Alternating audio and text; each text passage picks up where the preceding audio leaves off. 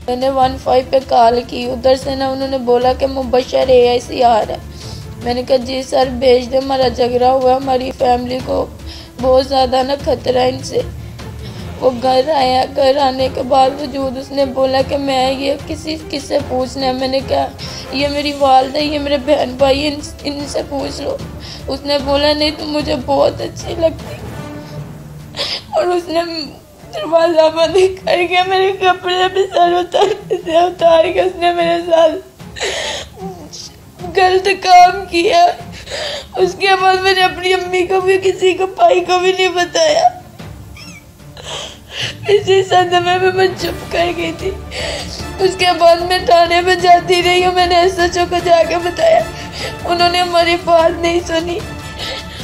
जब भी हम DPO के पास गए तो उधर जाकर मुबशर ने मुझे धमकी दी थी, मैंने तुम्हें गोली मार दी अगर मेरे खिलाफ कोई भी बयान किए, जो बोलोगी मैं तुम्हारे साथ वैसे ही करूँगा, मैं तुम्हारे साथ तावन करूँगा, सही रहोगा, और मेरे खिलाफ कोई बयान नहीं दे दे। मैं डरते हुए कि और उधर बयान नहीं दिया, फिर मैंने कुरान की बयान नहीं दी, कहता उधर जाके तुमने मुझे भाई बोला। मैं रो रही थी कि मैं कैसे किस मुँह से भाई तुझे बोलो, और तूने मेरे साथ गलत काम किया और मेरे साथ ज्यादती भी की है, और जाते हुए मेरे जिस्म पर निशान पे डाले था, मैं वो भी नहीं थी दिखा पाई, ना अपने भाई को ना अपने अबू किसी को नहीं थी बता पाई।